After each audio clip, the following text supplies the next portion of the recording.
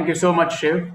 It's been a wonderful conversation so far, and I was just, rivetedly attending to the discussion happening so far on the future of retail and how that's going to change. Thank you so much for walking us through that. As the last panel of the day, we're going to pick up a fairly interesting topic, which is about the future of retail model itself. Right? We have seen a lot change in the last 1.5 years, where customers have shifted from digital to phygital experience. The way we look at supply chain planning, inventory, merchandising, even customer loyalty has completely gone for a change, the way we know it. And we are living in a world which has a completely new normal. Today, I'm honored to be part of this panel where we have industry stalwarts from leading organizations of India sharing their thoughts with us on how do they see the future to pan out. So very warm welcome to my fellow panelists over here. Thank you so much for joining us today. Thank you.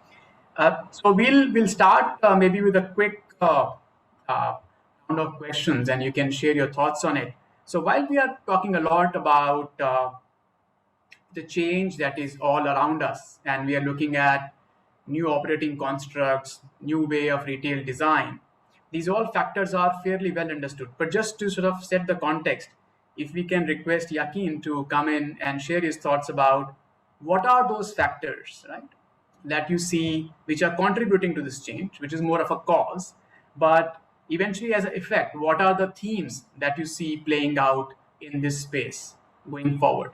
Over to you, Yakin. Thank you, Sushant.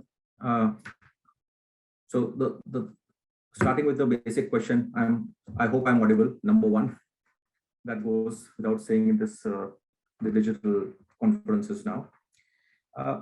So I attribute the change primarily, or what we're going to be expecting from on the customer side is, and what drives this change is purely depending on the environment conditions, number one. So at this point in time, I consider the environment conditions one, because given the entire COVID problems that we have had so far. So it's the first major problem now is the environment.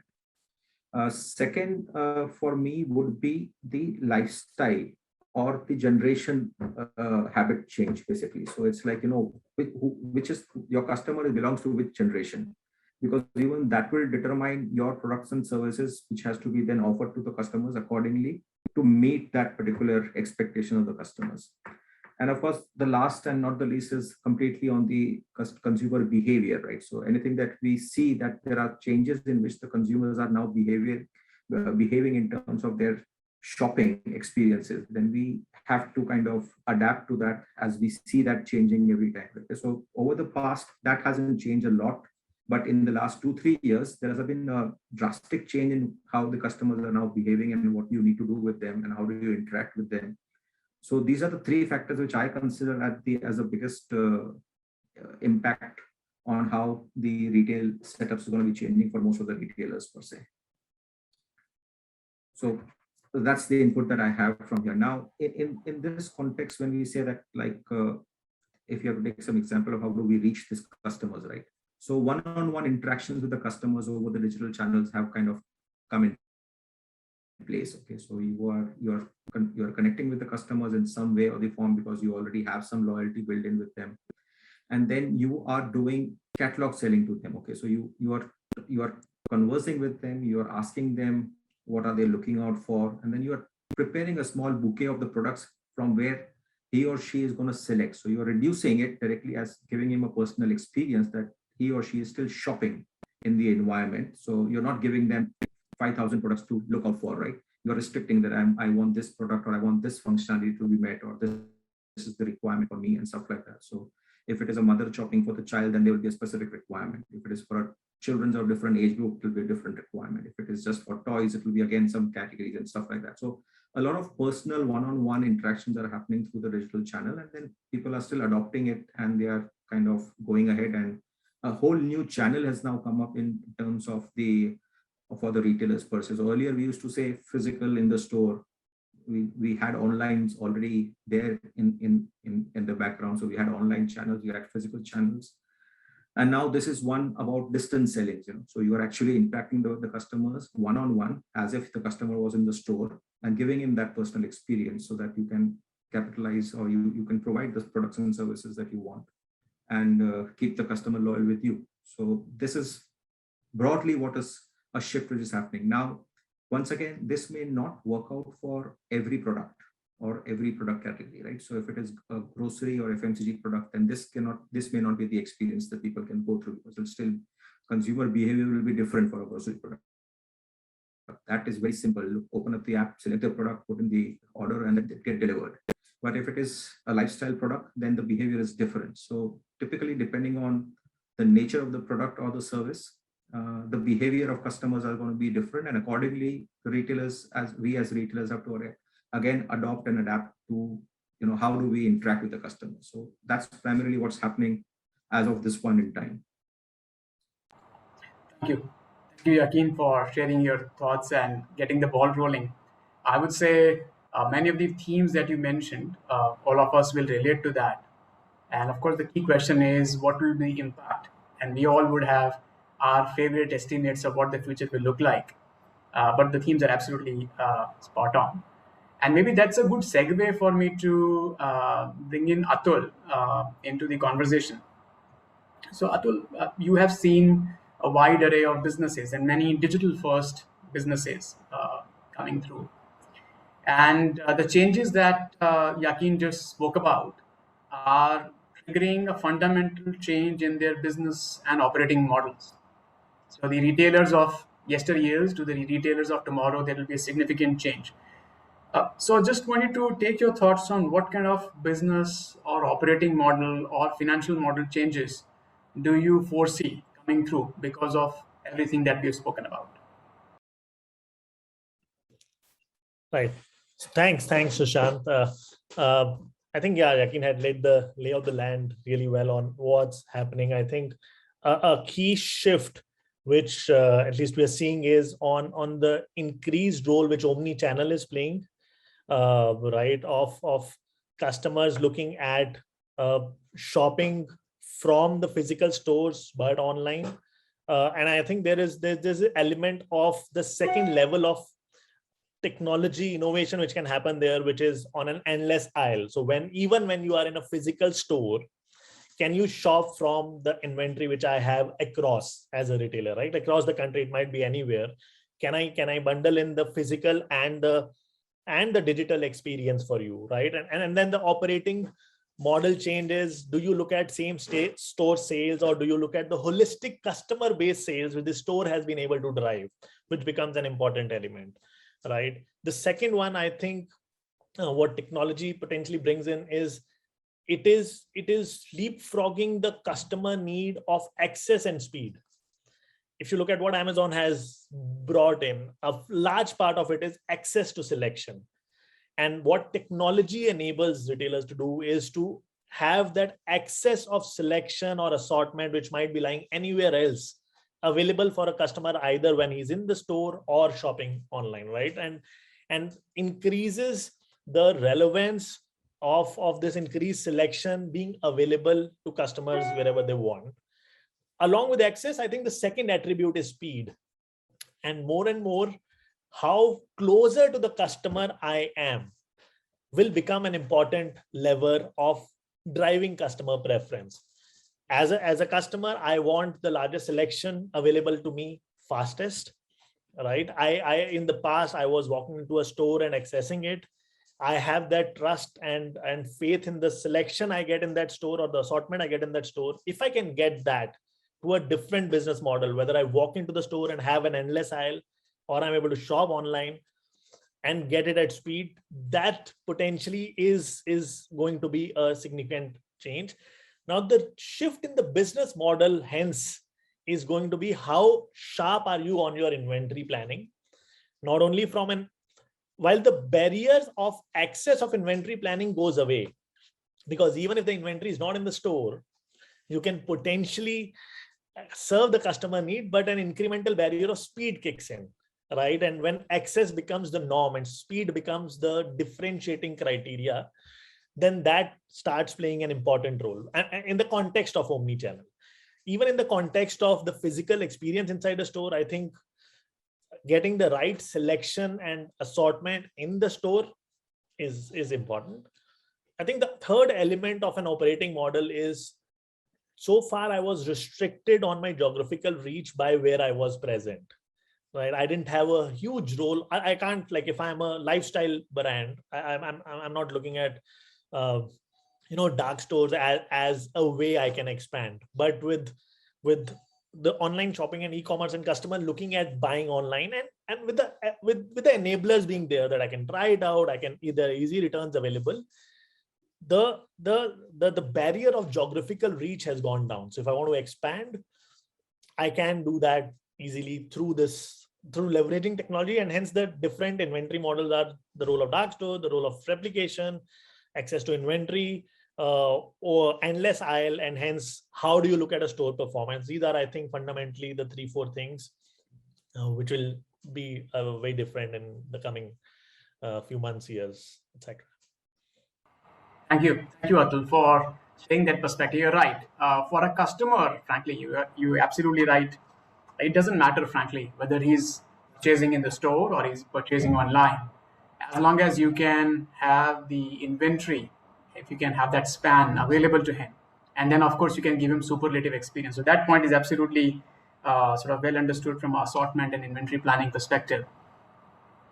And so while we are hearing all about that, and we are hearing few cases as well, may I request Mohit to share his thoughts?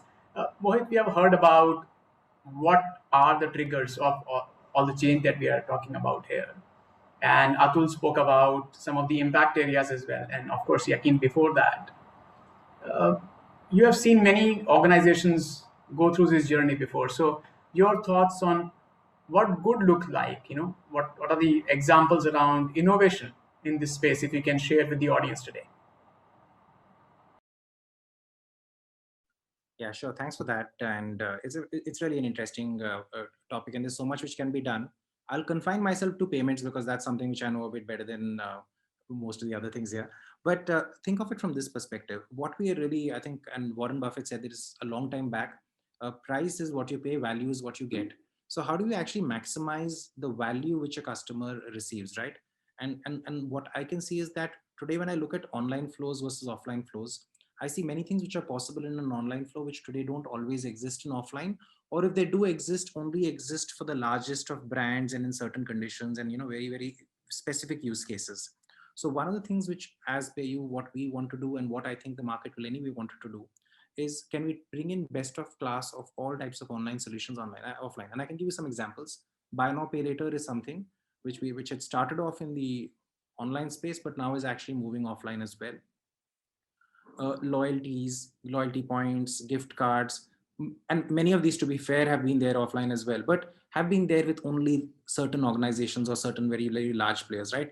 Now, what we are seeing is that all of this will become ubiquitous, as in even a small merchant, a kirana shop, ideally should be able to use and get that. And remember, even in the online world, when we think of bank-driven discounts, we only think of bank discounts on the very largest of players, the very large e-commerce players. You don't see, even in the online world, bank-led discounts really on very small merchants. And I think that is something which we wanted to actually democratize and take it to the market, right?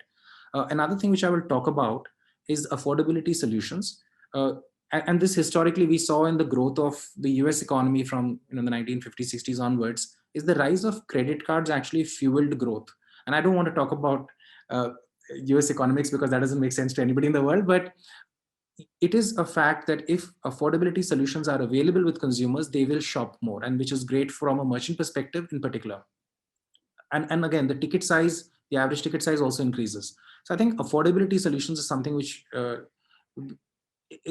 I think all fintech companies are really looking at scaling for the offline world as well, because at the end, there is no difference. The form factors may be different of whether it's a point of sale device or whether it's a QR code or a payment link, but the back end, almost everything else is identical when it comes to both online and offline worlds, right? So the rails are pretty much the same. You have the same schemes in place, the same UPI stacks. So therefore, I think that convergence between offline and online is going to happen in a big way. And that is super exciting to be a part of that journey.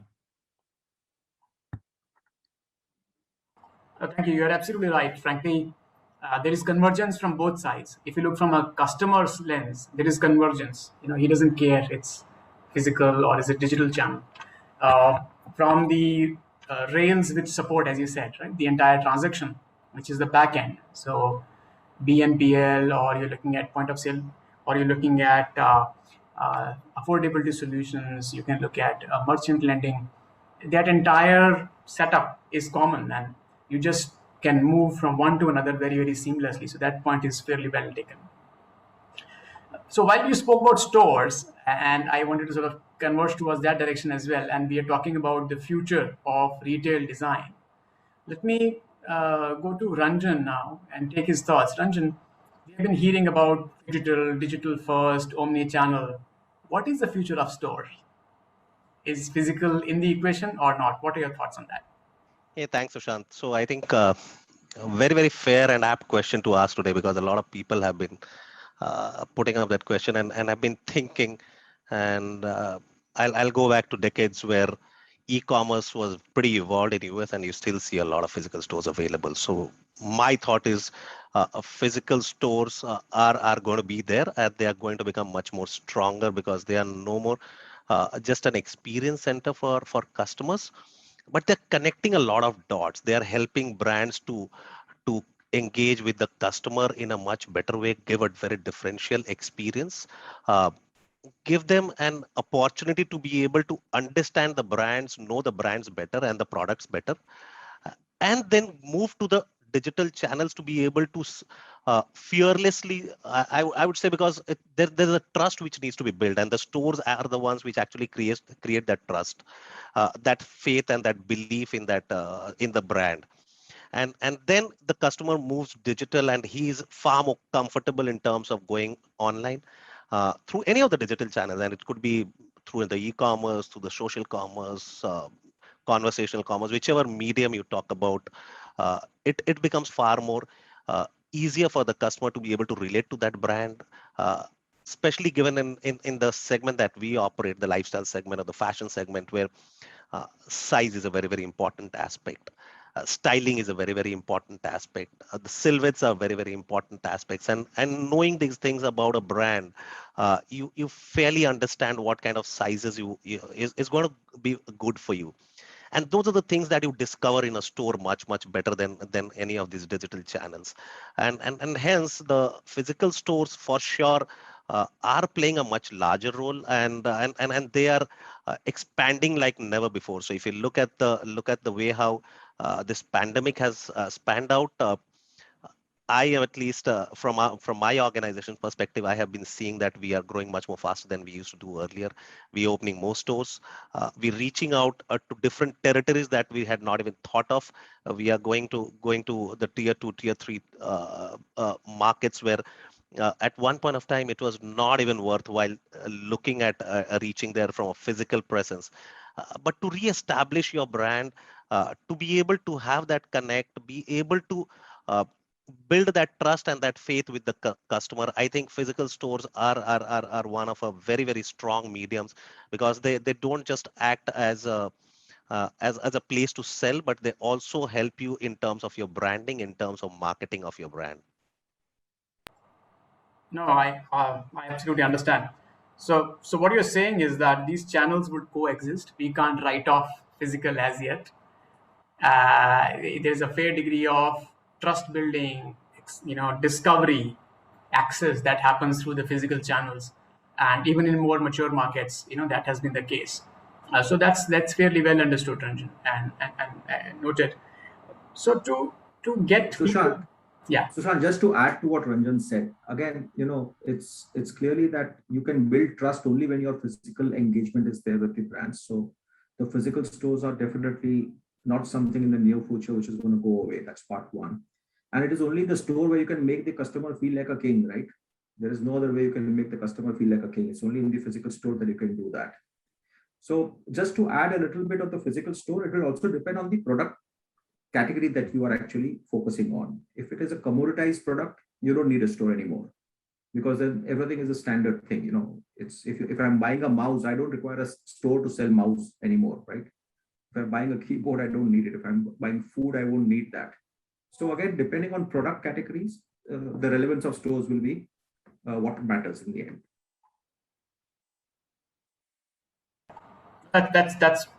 That's a good perspective that you added, saying let's not paint everything with the same brush. There would be categories, there would be areas where the entire physical appearance experience would be very, very critical. If you're looking at a wholesome experience for the customer, and there you necessarily would have to have a physical angle to it. And think of maybe luxury brands, for example, or think of super premium personalized services. There are many areas where the physical dimension of the experience cannot be completely eradicated. So that's well understood, Yakin. So while we spoke about the physical experience, and we spoke about saying the store is the place to be, and so on and so forth, and we need to have a seamless, frictionless customer journey, digital as well as the store. May I request Ajay to come in and share his thoughts, saying, how do you see digital sort of turbocharging that side of the stories from a digital and technology perspective? Thanks, Sushant, and thanks, RI, for this. So, my very interesting question, after hearing thoughts on the physical world, changing consumer behavior, and the interesting word that you used, which, if I may use to build on my points, was digital. So, I mean, we are in that space, and what Ranjan was just saying prior to my coming in was that the stores are no more just an experience center, but they are doing much more than that. And that space, or that void that was there for the stores, from just being a physical experience center to becoming a micro fulfillment center, if I may say that, and catering to a lot many other needs, is bridged by all the digital journey that the organizations have had. And I also want to take on what Atul was saying, is that endless aisles. So that also translates to endless shopping experience. So today, I mean, my shopping experience is not limited to the store opening time. It is stretching much beyond. And I think Yakin, when he was saying about consumer behavior, is that I'm also spoiled by choices. So I have so many choices available at my disposal. Right? So I am shopping endlessly, 24/7, and also exercising my choice of having an experience in the physical world, or having an experience in the virtual world, or also deciding to shop when I want to shop and where I want to shop, in a sense of click and collect, or curbside delivery, or home experience centers. And all this is enabled by a seamless digital and technology adoption. So while earlier, I mean, there was a lot of emphasis on the physical brand experience that we were giving to our consumers, I think today that has transcended on the virtual world. So I mean, everybody is trying to give the same brand experience to the consumer on the virtual side, and also having that seamless interface between physical and digital, in a sense that the all pervasive inventory availability, right? So it is not limited to what you have in store or what you have in a region, but it's omnipresent inventory that you have. So I mean, you're not on a stock out situation. Customer is also having the full visibility that, okay, I mean, I will get it in 6 hours or 12 hours or 24 hours or 2 days or whatever. And they are also exercising their right to decide when they want it and where they want it. So digital is very, very important, Sushant, in that sense. And I'm very happy. In fact, I'm very enthused. The where we are today is that uh, today, I mean, the CIOs and the decision makers do not differentiate on the physical aspect of enablement versus the virtual aspect of the enablement. But it's all very seamless, right? So in store, you will find what Atul was saying, the endless aisle experience, all the options available for various categories. I mean, it is across categories. I mean, in fact, what very interesting observation was the automobile major decided to go totally virtual. They are hiving off all the physical stores. And I mean, who thought that a product like automobile, and that too on a premium segment, would go away from the physical side? So digital is very, very integral to the omni-channel and phygital world. And as we move forward, I think we'll see more and more adoption.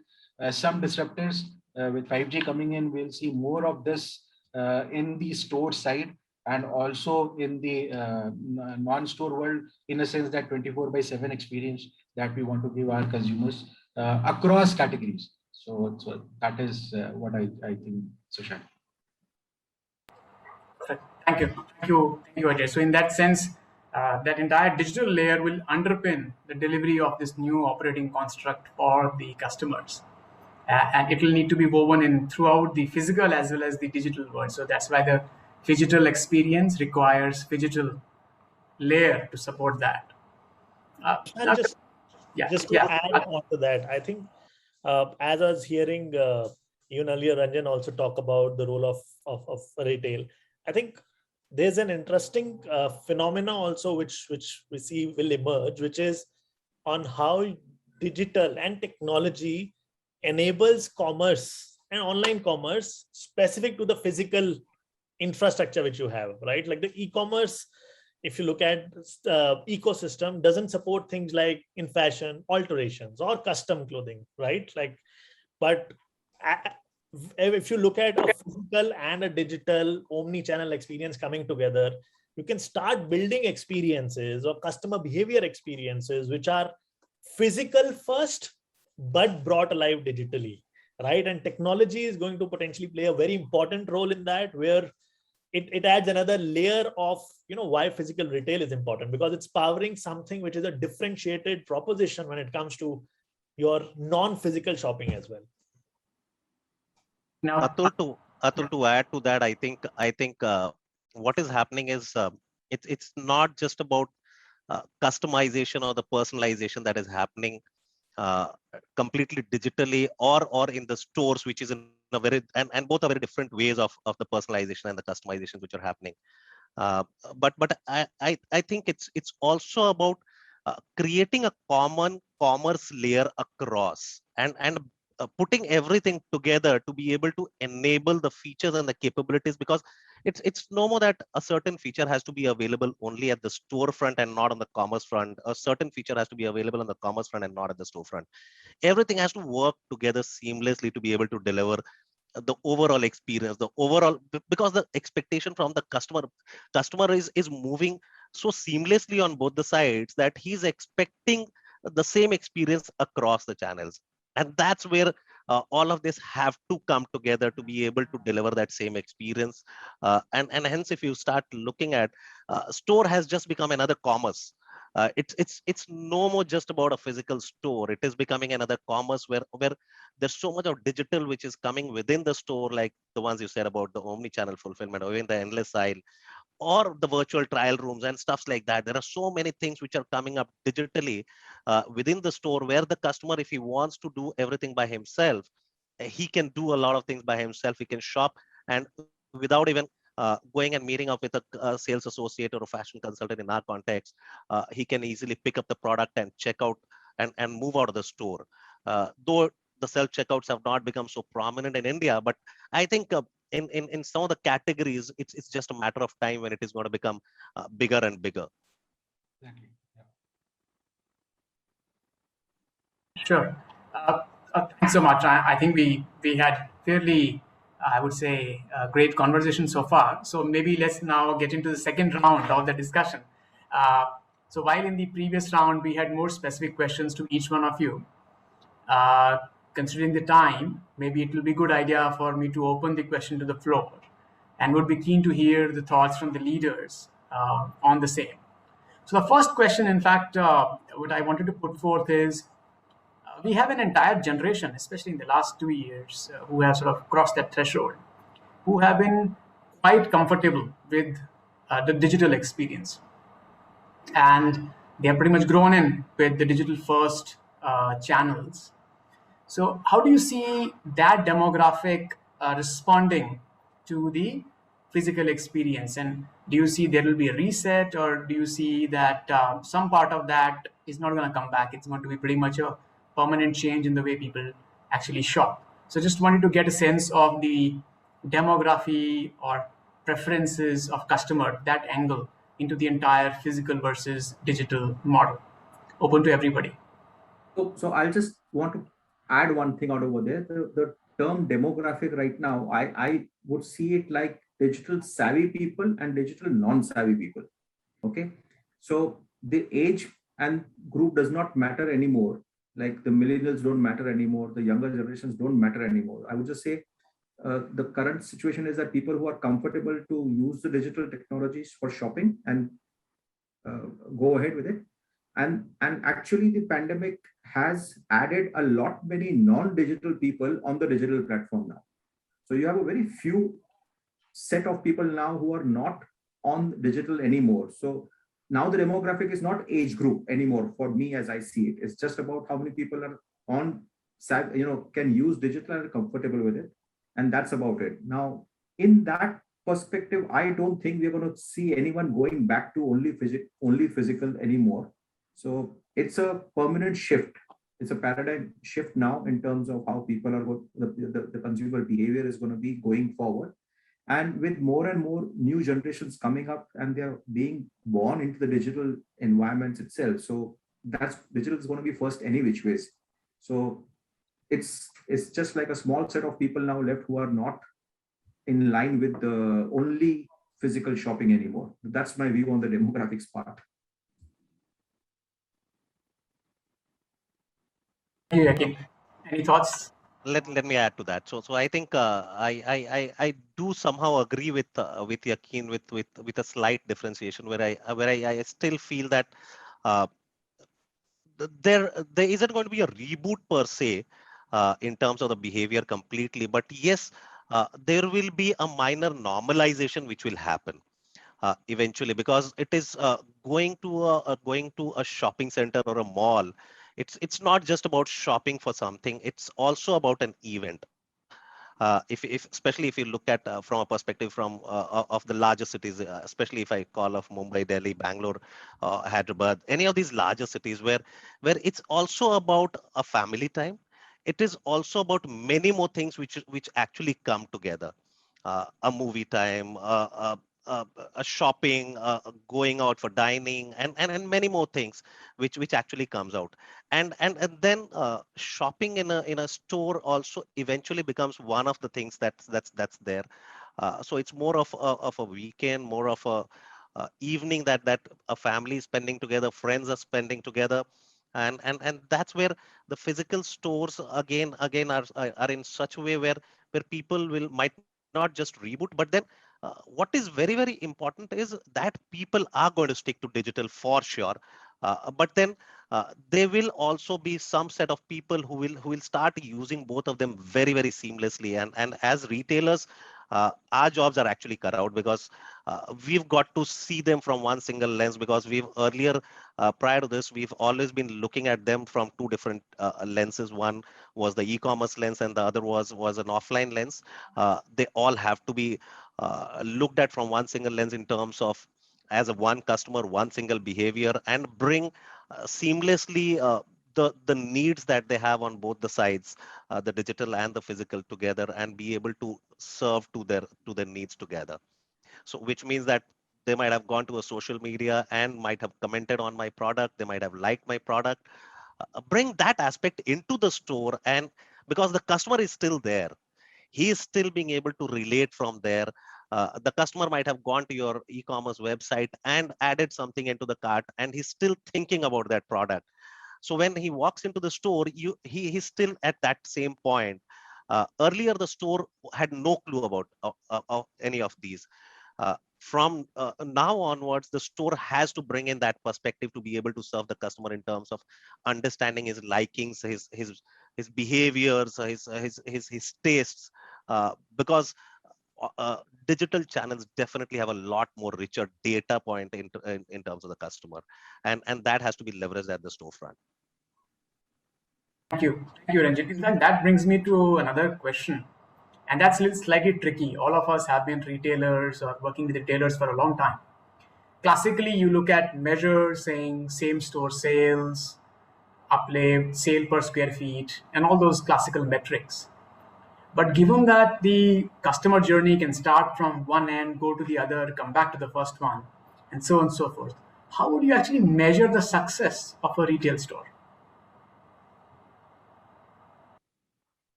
Let me I think it's a very interesting question, and I don't know if you have the right answer, and maybe it'll evolve.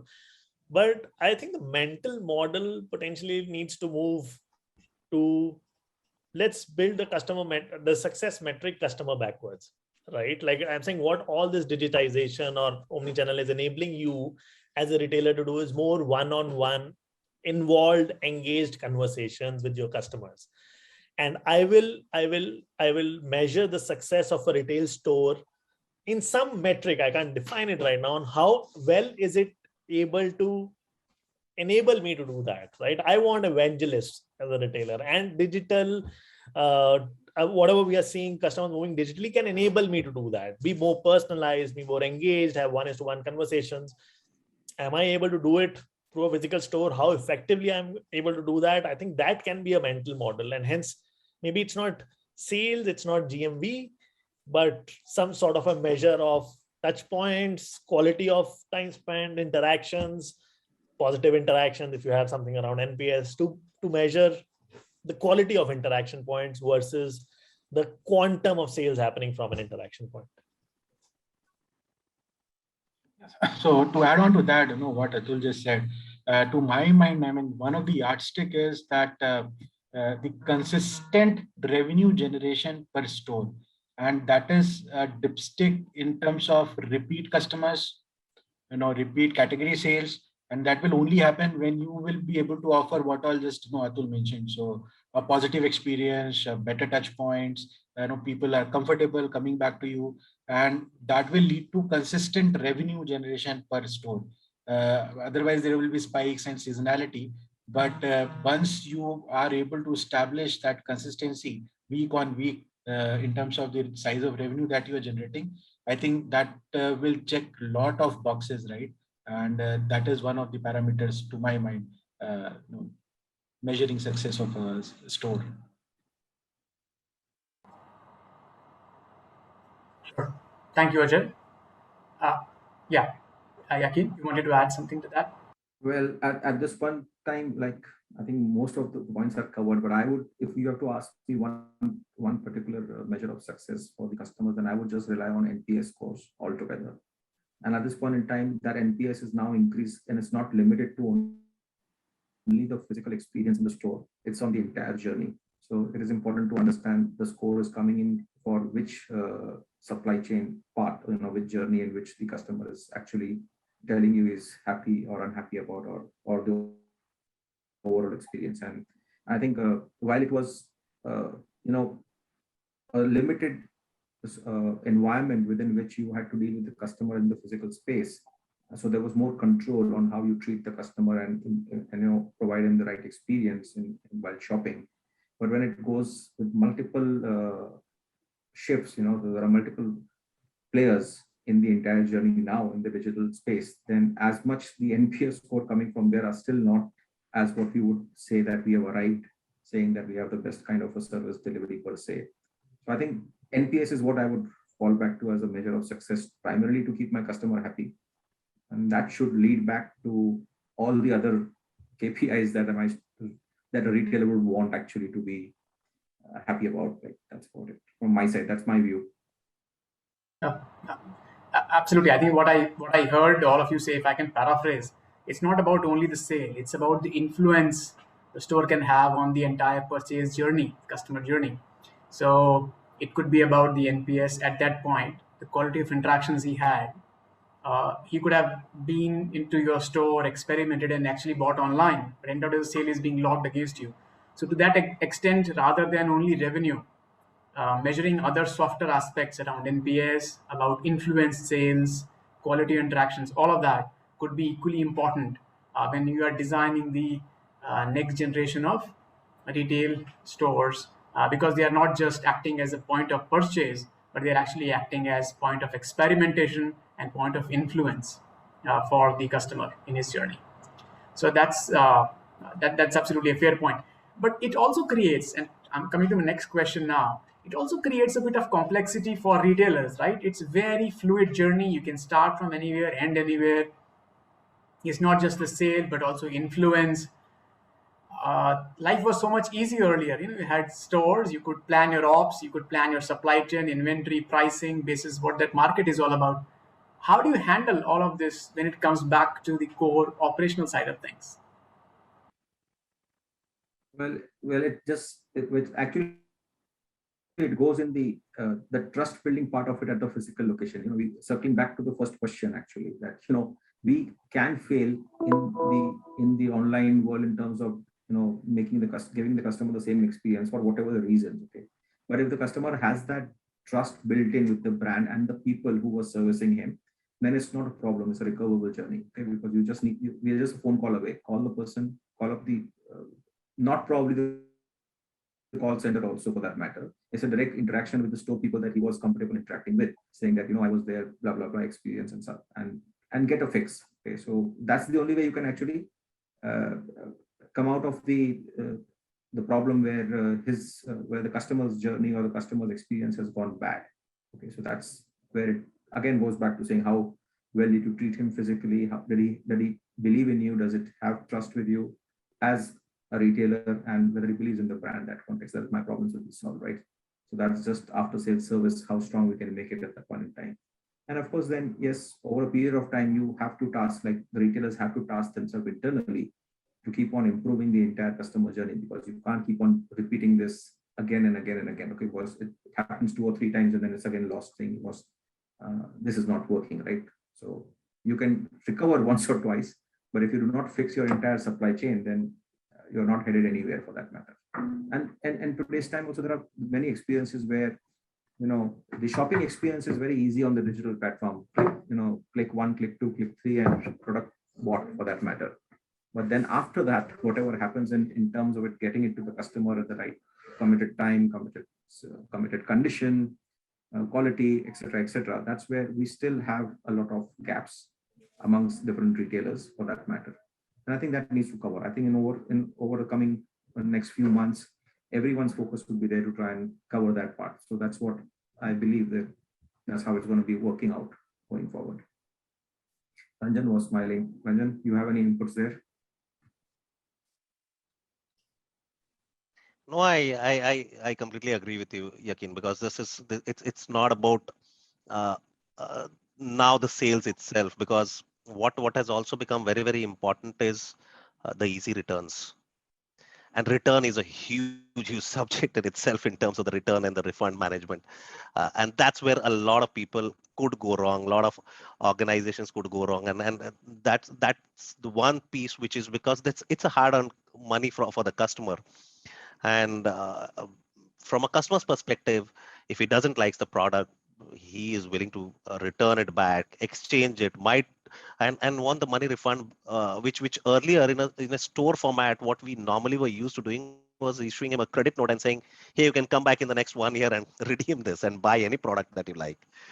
That's no more the case today, because the customer wants the decision to be taken by him. And he wants to take a decision where things are so fluid in terms of your entire commerce journey, where a product could be he could have bought a product in an event where it was heavily discounted, and that event is over now. And now he wants to exchange that product or return that product, and he might want that same the product at that same price that he had bought, whereas now the price of the product has changed. So it becomes very, very tricky in terms of that entire experience, and be able to handle that customer, because the moment the customer hands over the product again in terms of the return, he wants his money back immediately. Whereas from a retailer's perspective, if you look at how does the retailer trust the customer? Many a times, I can give you an example. In one of our cases, we had sent shoes from Jack and Jones, and we had got flower pots back from a customer in return. How do I refund the customer at the moment when he actually handed over the product to the associate, the logistic associate? But yes, you need to manage those expectations. You need to figure out a way to be able to handle those customers, to be able to handle those journeys, those scenarios. If I just add, I think returns is important. I'll maybe bundle it up into an umbrella of post checkout experience was not a thing. Like when you're shopping physically, you buy, you get the product. A large part of the transaction is done. But when it comes to something which is online commerce, right? Like you have to map out the entire post checkout journey. When am I going to get it? I'm getting anxious as a customer. Was I getting a tracking update? The part which Ranjan talked about, can you have technology to help you identify some of those flower vases, use cases? So if the question on what will change in supply chain, I think the post-checkout experience needs to be ramped up, right? Like from tracking, ensuring you are delivering at speed, customer is aware, the entire experience of returns, how seamless it is, what are the checks from the retailer side, e-commerce sector. I think that evolution is what we're going to see a lot of. There are pieces happening in multiple pockets. It will all come together. I think that's going to be the key. And just maybe 10 seconds more on pricing. I think with a lot of people shopping online and valuing the experience they are getting, it also opens up doors to premiumization, where you can have limited assortment, selection, and being able to charge a premium for that. I think that potentially is also something which will come out of this digitization and customers moving online as well. I'll give you a very, very good example, Atul. So very recently, last month itself, we've launched something in Jack and Jones, which is pure customization and which is 100% make to order. So we have some very, very trendy products and very small assortment that we put up. And this is a website. This is something that we're doing digitally, where the customer can actually personalize, the customer can choose to customize. And once he places the order, we deliver to the customer in 15 days. It's a very, very different thing, which was so difficult when you wanted to do actually in a store, because it's not just about those smaller elements of adding a patch or adding something, a small piece there or alteration. But now I can actually send the product to the customer for the size he wants. So imagine if it's an inseam length of 32 for a denim that I have as a standard size, and the customer wants a 30, I can actually make it for him and deliver to him. That's a very, very different experience that the customer is expecting today. Correct. No, this was quite interesting. I think the conversation covered fair ground from that dimension, and we started from one, and we sort of expanded the landscape to pick up at personalization. We looked at the role, fulfillment. We looked at demography, and so on and so forth. In fact, we have a couple of questions from the audience that have popped up. So maybe I would like to share those thoughts with the panel here. One question which is coming through is the role of design itself. So the audience is looking at saying, how can design help retailers get people back into the stores? So how can it help in getting footfall back into the store? While we covered the digital part earlier, I think the audience wanted to understand a bit more about the core physical part. Thoughts from the panel?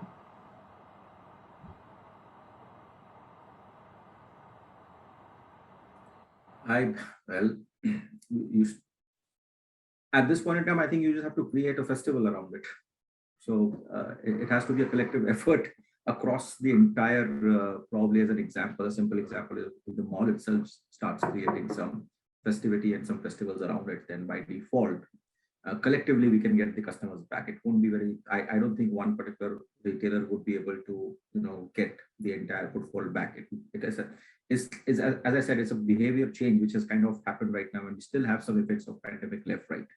So at this point in time, immediately expecting that we'll start getting, a retailer can actually influence the entire footfall coming back. It's a little stretch, I would say. So yes, collectively we'll have to start creating the event around it, make it a festive occasion altogether, because it goes very well with festivity, and that should get the customers back into the stores for all the retailers. That's my take onto it to answer that. Okay. I just want to add to that. I think one of the aspect which is also going to change is the way how we design our stores, and the way how we design our stores have to become very different, because especially in a lifestyle segment, I'll specifically talk about the lifestyle segment, where customers need a very different kind of attention, and their experience is becoming different. Earlier, it was all about the store filled with stock everywhere, and you walk into the store and somebody is going to help you out either, or you pick up something. But then now it is also about the customer being able to do different things within the store, simply in terms of being able to go and check the product online as well, there itself in front of you. And earlier you would feel very sad about the customer being able to check the same product on online and compare the price and all of that. Today you should be able to give him that tool to be able to try out himself and have that comfort. There could be many more things such as like this, and hence the whole design of the store itself could change eventually, which becomes much more appealing, much more attractive for the customer to actually walk into the store, not just for shopping alone. I really don't know how this is going to happen, but from my perspective, I think that's where the store is going to change, in terms of saying, hey, you can come, sit down, experience digitally, try out. If you don't like, go back. We'll serve you a coffee here, and we were more than happy you going back without buying anything, shopping anything from us, which was not the case earlier. Most of the cases when the customer used to walk into the store associate was more or less pushing to convert that customer and sell him something or the other. Though in India, the conversion rates are still very low compared to some of the other parts of the world. But I think that was the intent that always used to be. But now I think it is also about giving him different experiences, not just about pushing him a product. Perfect. No, thank you so much for that. Well, now it's time for sort of a rapid fire. Before we close, we have about 3 minutes to go. And it's about leaning on your collective wisdom, all the panelists. Yeah. So for the organizations which are walking this journey, relooking at their retail network design or retail design and so on and so forth, if you had one advice for them who are still thinking about and charting their journey, what would that be? So we'll go in a rapid fire fashion, maybe one or two sentences that you would like to share, your pearls of wisdom with the audience that is listening to us today. So we'll start with Atul, if you want to share your thoughts with the audience today. I think I'll say embrace this and use this to see what differentiation we can create. There's a lot of opportunity in building customer trust and engagement, which can happen when we embrace this, and view it as an opportunity more than a distraction, and we'll come out with very different solutions when we have that mental model. So thank you, Atul. So there's an opportunity in this disruption. Perfect. Maybe going to Mohit, one word of advice for companies charting out their course on this. For sure, I think, and a lot of it will be around, strangely around privacy and security of data, because I think that's something which you can see the RBI is very clear in its head about what they want to see coming out of it. And because see, when it's in any business, especially where either money is moving or data is moving, the security around that becomes almost like a central tenet for long-term success. Because if customers don't trust the channels which we create or the products which we create, they will just stop. They'll go back to old-fashioned ways of doing business, right? So I think that's my 2 cents on this. Sure. Thank you, Mohit. Over to Yakin. Well, I think you can use some of the empty and vacant time slots to personalize shopping experiences in the stores. So there is like for lifestyle businesses, you have enough time in the interim. So given that people would like to maintain some distance, so your store designs can actually be shaped up in a way that you can say, okay, let's keep some spacing around for people to be comfortable having the shopping experience. Plus, you can invite and provide customer experiences, in the lead time, and it can be personalized. Come by booking, book your time slot. We'll keep it empty. We'll only kind of serve you, etc., etc. That's another way that I can think of, right? Changing. Thank you. That element around safety or trust or hygiene, which is pretty much on everybody's mind today, that's also fairly important. Thanks for sharing that. Over to Ranjan, your thoughts, please. I think now retailers will also have to relook at the network of stores, the way they are creating, and how they would want to blend this, because they already have the digital channels available, and bringing these two together to be able to maybe create a better spread in terms of the physical and the digital, because earlier most of the times the larger retailers were concentrated majorly into the larger cities, but then this is a great opportunity to be able to spread and spread out, and maybe even if the need be, reduce a few stores in the bigger cities, but spread out into the other cities where you could get into newer markets and be able to reach out to the customers, and anyways you'll still be covered from a digital channel. Thank you. It allows us to expand and cover more with this. So that's absolutely bang on. And over to you, Ajay. Your thoughts, please. Yeah, so in conclusion, I only believe that the road ahead is to, you're finding it difficult to get the customers in the store. It is better to take the stores to the customers through Omnichannel, through digital, and give him that experience. And I think that will take away a lot of inhibitions.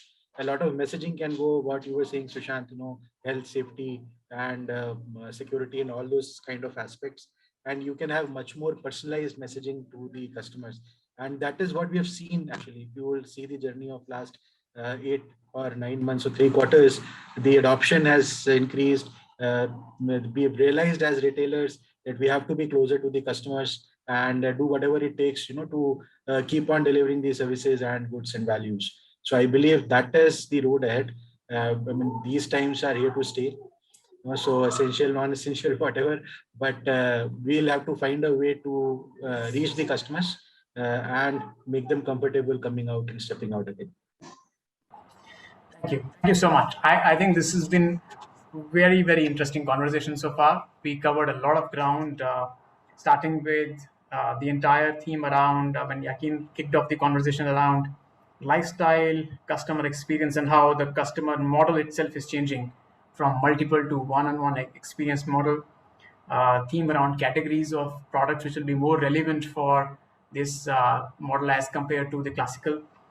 Coming on to what Atul mentioned around access and speed being one of the key themes as we move ahead. And there were examples around endless aisle, the power of choice that we can offer to the customer as we move ahead in this journey. Mohit added his views around innovation in this space. For example, buy now, pay later.